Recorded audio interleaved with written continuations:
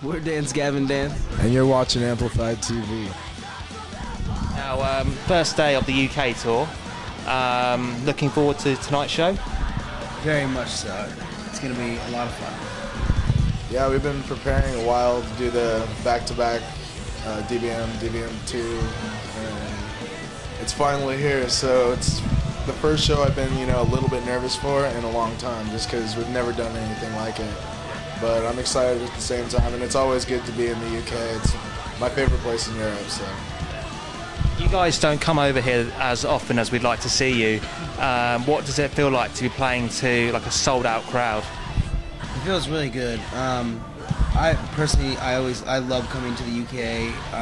A lot of the experience that we have with like the kids and stuff is always a lot better in my eyes, especially when there's sold-out shows. There's just so much energy, and now that we get to play 2 back-to-back shows in the same place, like obviously a lot of the kids are going to be the same kids coming again, so it's going to be good. If it goes good one night, it's going to go good the second night. Now, apart from the 2 Underworld shows, you're playing the Slam Dunk Festival. When you're playing festival sets, does your set differ to cater the festival audience? Definitely. Yeah, we have to shorten it because our full set, is like 45, 50 minutes, whatever, and we usually get like half an hour. So it's always an argument over which songs are gonna get to make it in the festival. And I prefer playing a show where we could play whatever whatever the fuck we want. Yeah. So these Slam Dunk Festival sets, how are you going to make them stand out for those 2 crowds? I think we're just going to play naked. Yeah. Pretty much. Socks over our dicks. Yeah. That's it. Cool. Now, apart from the Slam Dunk Festival, you're also playing Warped Tour. Have you done the Warped Tour before? Yeah. In different bands. Yeah, I don't think we've ever done it as the actual DGD lineup, so I think this is going to be a first, and I think it's going to be the best that we've ever done. Okay. Now, I've heard that the Warped Tour in general is quite a grueling tour. I mean, we play a lot of states and stuff, and it's like 80, 90 degrees like every day. Sometimes like 120 degrees. Like it sucks a little bit because you get a little dehydrated because you obviously you got to wake up early every morning. You can't leave the Warped compound really. You're just on whatever venue that you're in, and you can't see anything else. So it's kind of claustrophobic at times, but everybody is in the same boat. So you just get through it by hanging out with other bands and partying. It's just like a 40-day party. Yeah. What's the travel schedule like? It must suck, man. I mean, not really, because we're in a bus, so it's like we play, we party, go to sleep, and then wake up and we're there to the next day. So, I mean, I guess it would kind of suck to be the bus driver, but it's not. Okay. Now, your album Dance Battle Mountain 2 has been out a couple months now? Yeah. Have you been happy with the reception it's got so far? I have.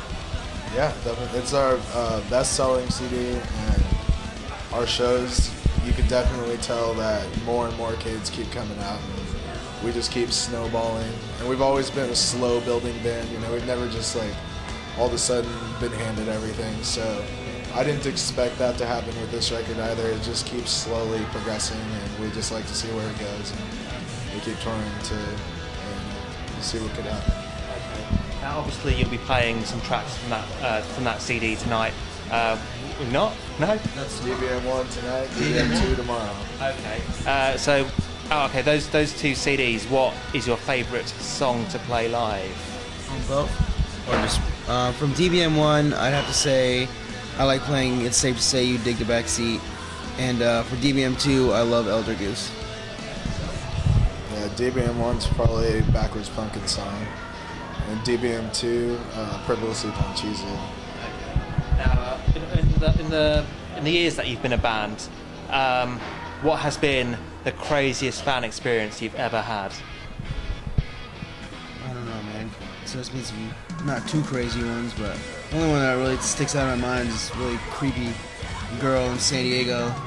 We were playing a show, and she just said some really weird shit, like she wanted to take my semen and like put it in. It was weird. I don't know what to it, but there's always interesting stuff that happens with fans, on a daily basis. So it's hard to think back. I remember once this like kid turned like 15, and his dad got him a limo for his birthday to park at the backstage of our show. And he was just like, all the bands come in here, and he just brought a ton of bitches and alcohol. It was like, you're gonna party with my 15-year-old son, and of course we did, and it was awesome, but awkward at the same time. You say it's the best party you've ever been to? No, I've been to a lot of really good parties. Yeah. What advice would you have to up and coming bands wanting to get to where you are? Just party hard. Just try not to suck, Yeah. And don't write a bunch of fucking breakdowns and think that it's hard music, Everybody does breakdowns. It's not anything anymore, It's like, how many different variations of the open chug can you really do? Just try and do something else. Definitely losing its creativity for sure. Try and push it in a different direction. I would say try and be as creative as possible. Because music is definitely losing its creativity right now. And finally, after what's next for you guys? Is it another album? I think so, yeah. I mean, we got tons of stuff. I'm gonna do a solo album. I think me and Will are gonna do an album. I know pretty much we're just gonna keep touring and putting out CDs as much as we can until we can. So. Okay, that's brilliant. Thank you for your time.